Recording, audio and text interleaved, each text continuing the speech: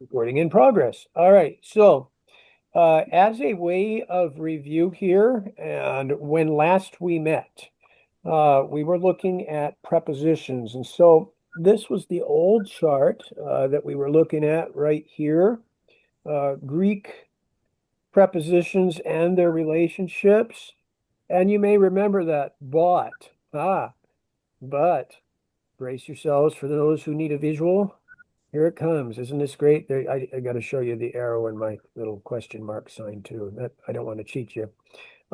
We have here on this page the ultimate Greek preposition story.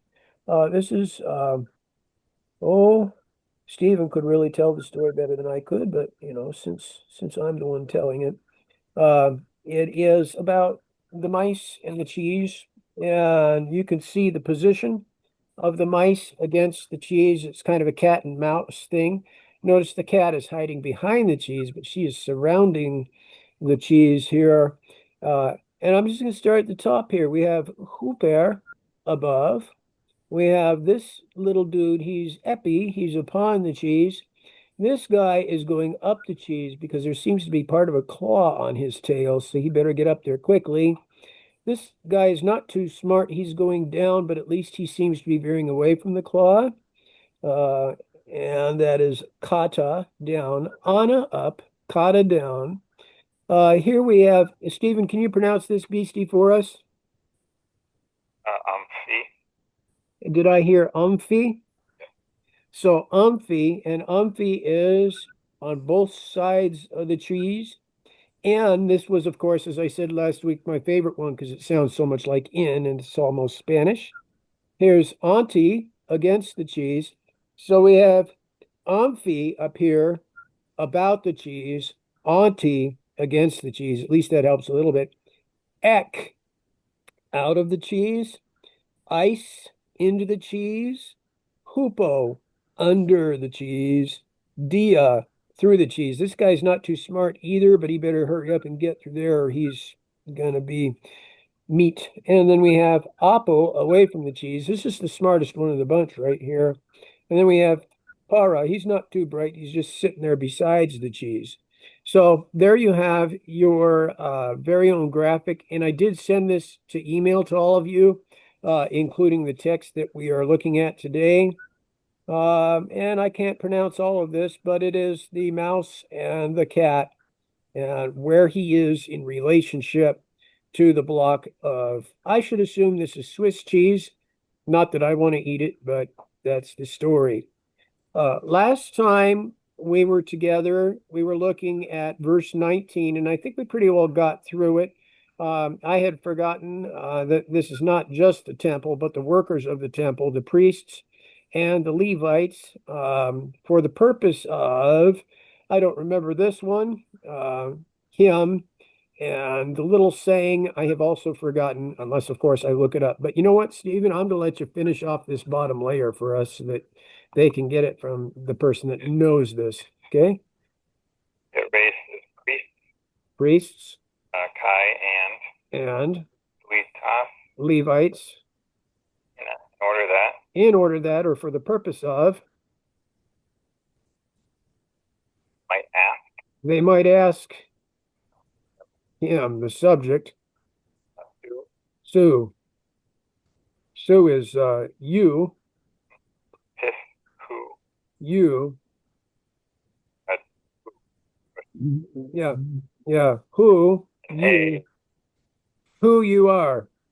Now, of course, if you want to go straight through it, it's uh, you who are. Yeah.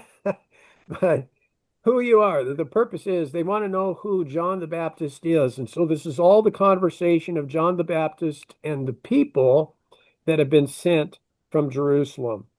That takes us down to verse 20. And we have that famous word Kai. Um, Can Kai I is going, ask? There's an interesting one there. The erotesohin in might ask. Is there any? Is that conjugated special because it's a thing that could possibly happen? It's might ask.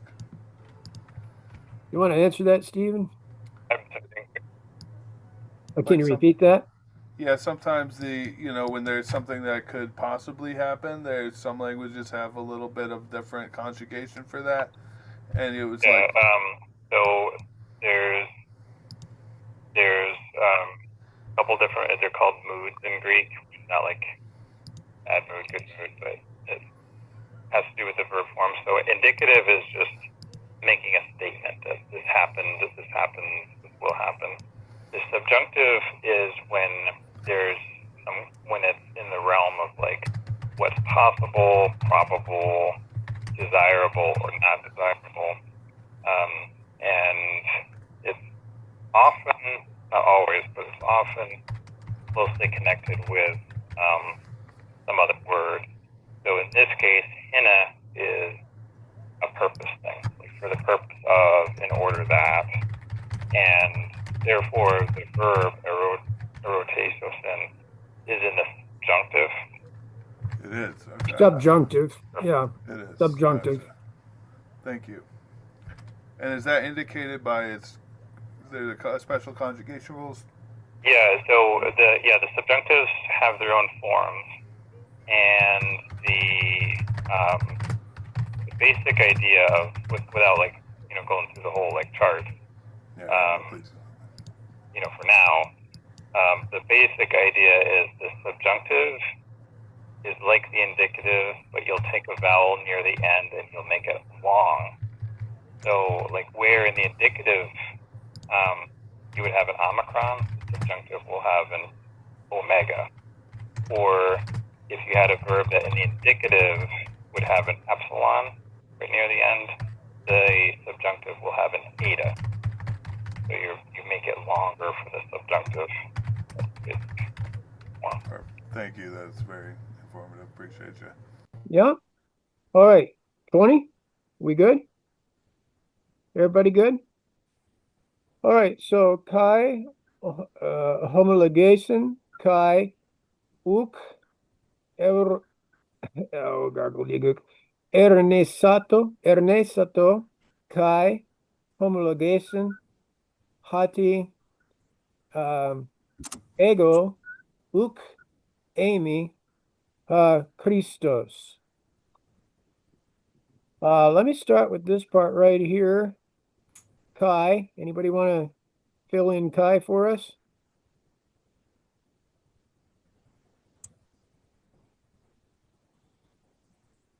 And Right on. Then we got homo, which means one, logesin, but the basic idea, logos, speech, word, one word. He confessed. It is a verb. It is what I almost think of as past tense. He confessed. It's aorist active, indicative, third person plural. Ask me how I know that. Just because before we got together tonight, I crammed and I tried to fill it all in. So, but otherwise, I wouldn't have the foggiest clue. But I'm trying, Stephen. That's the best I can do, man. And then we got Kai and not. Notice how I put the knots in green, these negatives. And not, he denied. That almost sounds like a double negative me to Stephen. What do you think of that? It's a in Hebrew. I know this is Greek we're reading, but there's still a lot of Hebrew influence. And in Hebrew, there's kind of a cute stylistic thing they do sometimes where they'll say one thing and then they'll say and not, and then the opposite thing of what they just said, like A contrast. good and not evil. So like a contrast here. Yeah, it's like it's Proverb. it's a way of being extra sure that you've gotten it. He confessed and Yeah. he did not deny. And he did not deny. And then we're back to confessing again. He confessed. Very same term. Hati, so that for the purpose of That. what's that? Yeah, that I am not the Christ. ego. I want to say Lego my ego, but that's totally irrelevant here. Ego, I, ook, not, Amy, the form for I am, and ha Christos, the Christ, which is Greek for the Messiah, Mashiach, if you will. If it's helpful, we get the word ego from ego. Mhm. If you're egocentric, you're all about me, myself, and I. Yeah, good. Ego means I. That's a good one, Stephen. Questions? By the way, when we get to these negatives, I'll let y'all fill them in for me. Hey, I'll throw in a little Greek detail because you were mentioning on Sunday when Jesus was talking to the Samaritan woman. Yeah. He says, I am. The way that John has worded this is it seems like he's specifically avoiding saying that, because he could have said "uk ego eimi" or something, but he says "ego uk eimi." So he's specifically even though he's negating it, he's still going out of his way to not use exactly the same phraseology that would make it sound like he's saying "I am." Oh, like the great I am statement. Right. Yep. So he's using a phrase that rules out any thought that he's trying to claim deity. Yep. Okay. So ego before the ook, Amy, is kind of a Greek expression that says, look, I'm not the great I am. It's just me, but I'm definitely not the Christ. Yep. All right. Questions? If not, I'll start in on 21. I guess the short Good. one. OT is that. Yes. Homologation and Hati. ego. Hati, that. For the purpose of what else, Stephen? There's other. In order that. Basic meaning. One is because, a reason for something, whatever. The other meaning is that in the sense of thinking that, saying that, seeing that, confessing that. So after the verb of something, thinking or saying, that kind of that. So hati can mean that. And so in this context, it's not he confessed because I am not the Christ. It's that he confessed that I am not the Christ. So it's just context whether hati means because, or you'll often see it translated for, but for in the sense of because.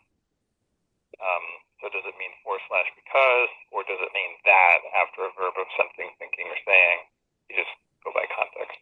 Yeah, two words that show up a lot here are hina, for the purpose of, or there's probably other things, and the other one here is this hati, and you're going to see them all over the place. That's been my very brief experience in Greek. I just see them everywhere.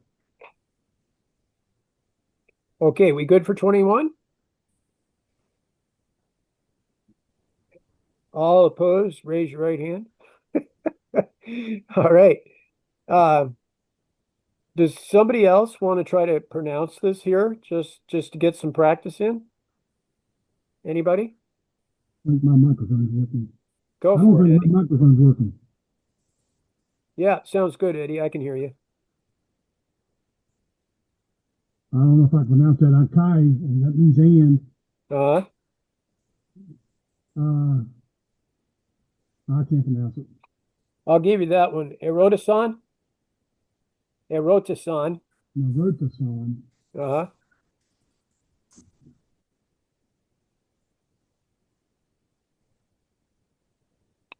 We're gonna go for this guy here. I can't pronounce it, Joe. Auton. I was close, Alton. Uh-huh. I don't know. There'll be a long E on that. We got a T here. And this one's tricky, honestly, because you got a hard breath mark here. So this is not a negative. Well, it is a smooth breathing mark. Is it smooth? Oh, did I get that the wrong way? I've got a hard breath mark here. I'm no, I'm reading. a little small the way it comes. Pairing. Oh, okay. Let me go ahead and blow this up a notch here. How's that? Better? Yeah, I see it as rough. I don't know how that happened. Yeah. And all I do is copy, so I'm just getting whatever was on the internet there. Yeah. And you're gonna have to give me a link so that Leave I'm everything you see on the internet. well, that's just like reading Facebook, unfortunately. So you're gonna have to give me probably a better link for copy purposes one of these days. Yeah, I'll try and do that. Yeah. But hoon is our next word here, and that is not gonna be a negative. Um, Anybody else want to take a shot here? Or you have an S and a U. Two. Uh-huh. Helios. And this is going to be a person. It's the New Helios. Testament name for a prophet. Oops, and I just moved him. Sorry. Elias. Elias. Yeah, there you go. And then this right here. I. A. Yeah, A. very good. All right, so let's just kind of work on that right there. Pi would be, let me see here. Pi, and then erotisan, they asked, that's a verb. That's an aorist, active, indicative, third person, plural. So it's they that did the asking. They asked in our past tense. Indicative is just kind of a statement of fact. It's something they did. It wasn't done to them. They did it. They asked him. And notice the auton here, it has the on ending. So that's going to be accusative, I believe. Am I right, Stephen? Or you there, buddy? Yes, it is accusative. Accusative on the auton. So they asked him this little T jobby doodle here. What therefore? T hoon. What? It could be who, and then hoon, therefore. In other words, okay, so you're not all these people, so who are you? And then they keep asking him. They're still going to run around the circle with this. Sue, you, Elisha, are you? That's kind of the way I'm hitting at it. Feel free to pop in here, Stephen. Yeah, you, Elijah are. You, Elijah, are. And then we get to this next part that none of us have done yet. Anybody want to take this here? Kai? I'll give you the first word. I'm stealing it from people.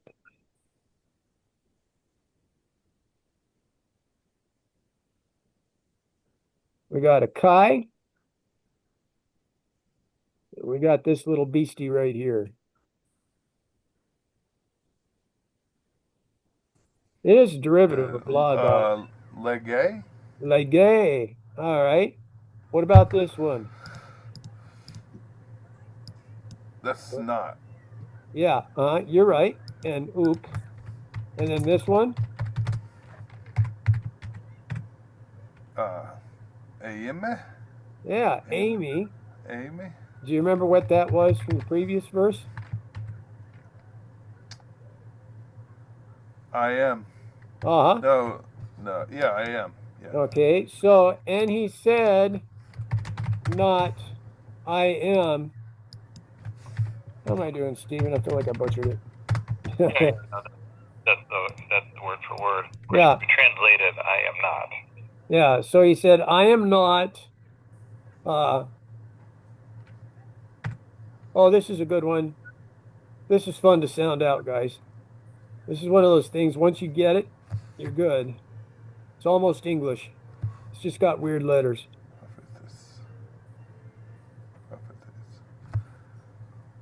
Remember, that little P makes an R sound, and the pi makes the P sound, so pra, fe, tes. So, the prophets. Is that plural? Singular. Singular. Okay. The prophet.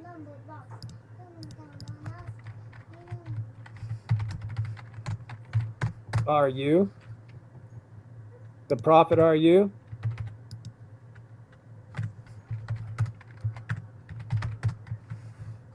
Then we get to this, but I will wait a second because I don't want to rush.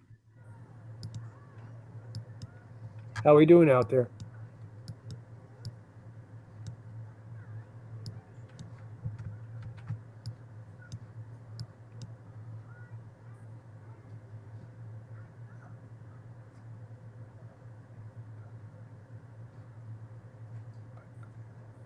I'm going to fill this in here. And apocrythe, or rather apocrythe, he answered, it is an aorist. I don't know how this is an aorist, Stephen. It's got me confused, but I would like to see Ada in front of that, but I'm not going to get one. Apocrythe, it looks like an aorist P. What the world? Yeah. So this form is going to be confusing. It's an aorist passive. Aorist passive. Yeah. So the action is happening to him? Well, that's what you would think, but it's not. Okay. This is kind of, we're getting into, this would be quite a few lessons down the road, but Okay. sooner or later you would have to get there. Yeah. What's called a deponent verb. Some verbs in Greek are passive in form, but active in meaning. I see. So it's got a passive ending on it. So it's still kind of he answered. The answer is. All right. He answered. Yeah. And the epsilon for the past tense, where that is it's actually after the prepositional prefix. So the alpha pi at the front there, Yeah. that is short for apa, Oh, dropped Ye- off. right. And then the S is your past tense. Okay. Let me show you what they did on that preposition, guys. They were not nice to us. Where's our op at, buddy? Epi, Bottom. bottom. Apa. Where? The apa, the away from. Away from. All right. So this op, they get rid of the little O jobby here, which I'm totally butchering, and they marry it to the verb. Right. Where did we go? They take that little op there and they stick it with ekrithe. Oh, those tiny little rascals. They're evil. Yeah, so for whatever reason in Greek, to answer, when you answer someone, you are judged from.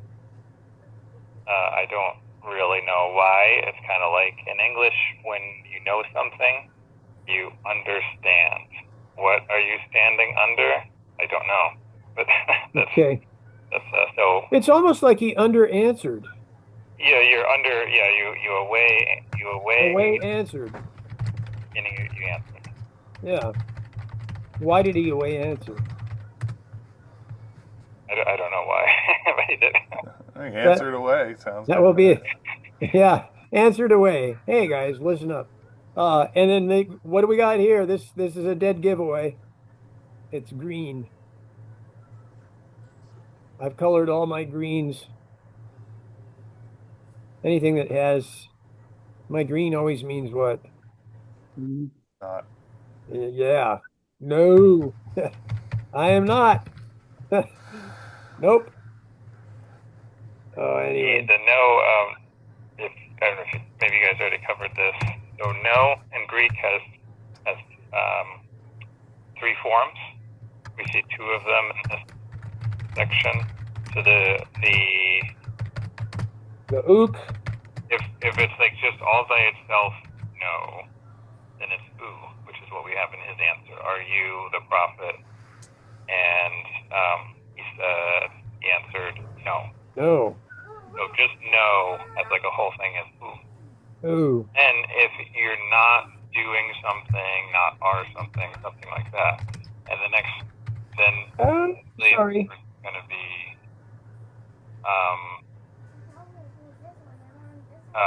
it's going to be ooh if the next word starts with a consonant, or it's going to be ook if the next word starts with a vowel, a smooth vowel, excuse me. There we go. So here we have some ooks and smooth vowels.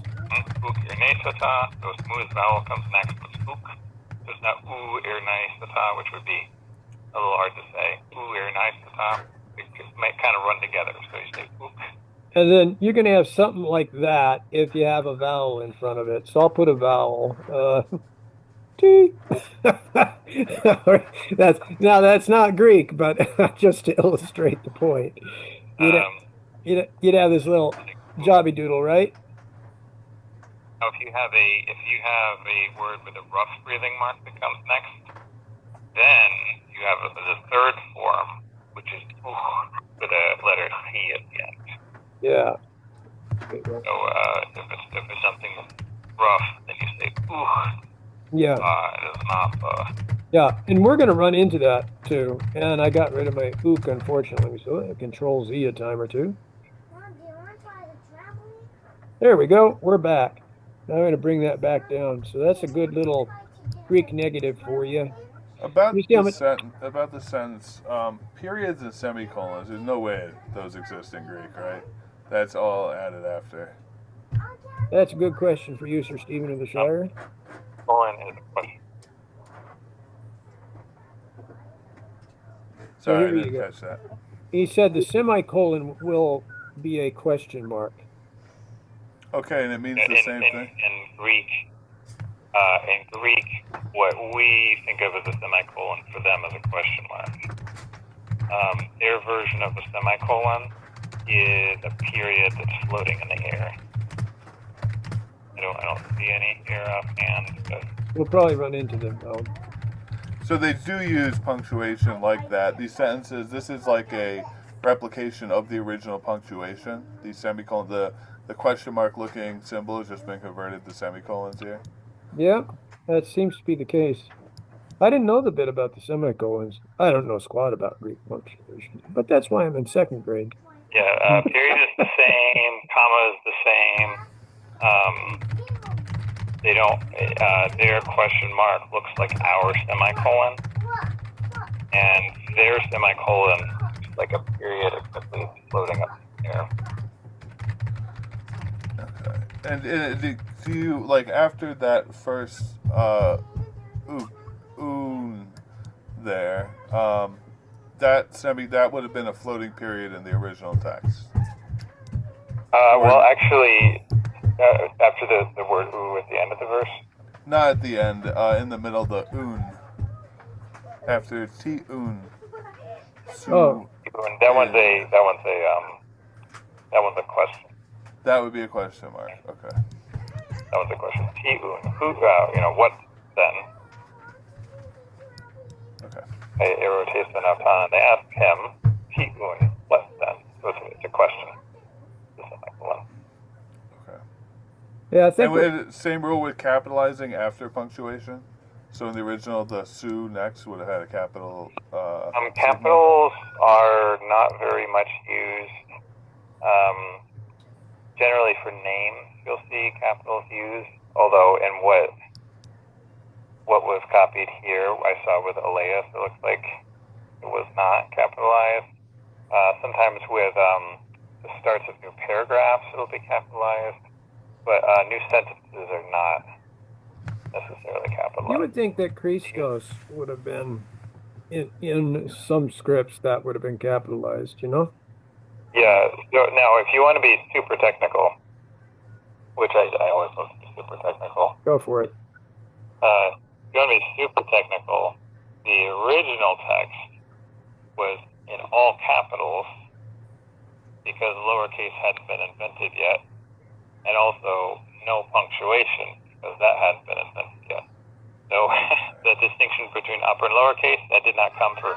And I think those all caps, was that called unseal? Yeah. Yeah. Did I pronounce that right? Yeah, or unshul. Unshul? All right. I think that's important. A long time later, they invented lowercase. And then also, gradually, a few hundred years later, they started inventing punctuation marks. So the punctuation marks were added by later editors.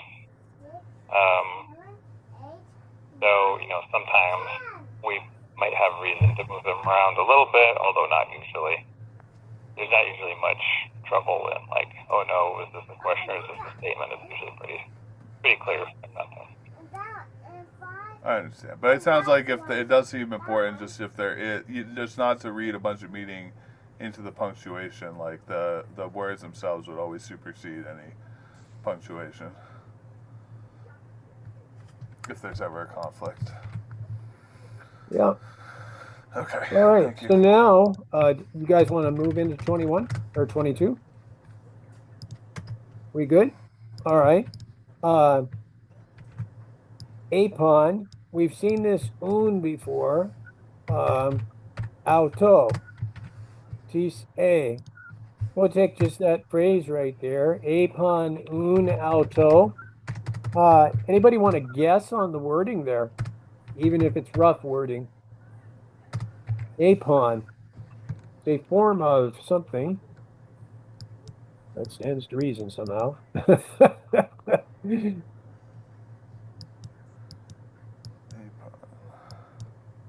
Apon. We don't have like all the conjugations or anything like that, but I'll give it to you. Just this one. I'll hold off on un because that we've hit that tonight. But apon is going to be they said, kind of a past tense situation, aorist active, informative. I forget. Okay. Indicative, that's the one. Third person singular. But no, that's not. No, third, it's got to be plural. If it's they. Oh. Person plural. Yep. Yeah. Yeah. And then un. Anybody want to take a crack at what un means? We saw it in verse 21, so feel free to spit it out when you see it. Or really, hun. I said un. I shouldn't have said un. I should have said. Is it really? And you're copying and pasting a rough. The rough That's just not mistranslated, huh? Okay. All right. So un. Therefore, you got it. Bingo. All right. You get the big money tonight. And you have won another minute of Greek. All right. So un auto. We've seen auton. That was Peters, where's your brain? Accusative. This time we have auto. I don't think we've seen autu yet tonight, the genitive. I see you, Chris. You gonna say something, buddy? Yeah, I didn't have. You gonna let us? By the way, how's your mom's hand tonight, Chris? It's still hurting. I see. Okay. Still taking that arthritis med, I hope. Yes. Yeah. So here we have auto. That O is going to be the omega is going to make that puppy dative. So they said, therefore, to him, tis a. And tis is a lot like T up above. I don't. Is it related, Stephen? So before they ask him in verse 21, when they say T-un, they're saying, what then? And then here when they say Tis-a, they're saying, who are you? All right. Some clarification. It's awful close. In T, can T be who from time to time? Yeah, it was dative. Okay. Right. So T says, What? and of course, A is the R, I am, you are, he is, she is, so on and so forth.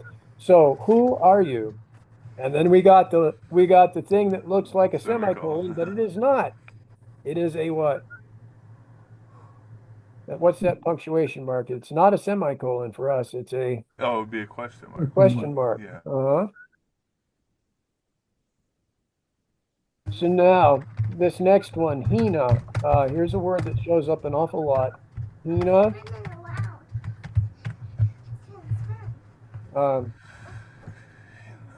apocresin. I noticed that the whole apa was away from answer. And for the purpose and answer, they give to those who sent them, sort of. That can be refined, and I'm going to let my refiner refine that. Yeah, close. Hina, in order that, apocryphen and answer, the new at the end might give you a hint that it's accusative, singular. So it's the object. In order that, an answer, domen,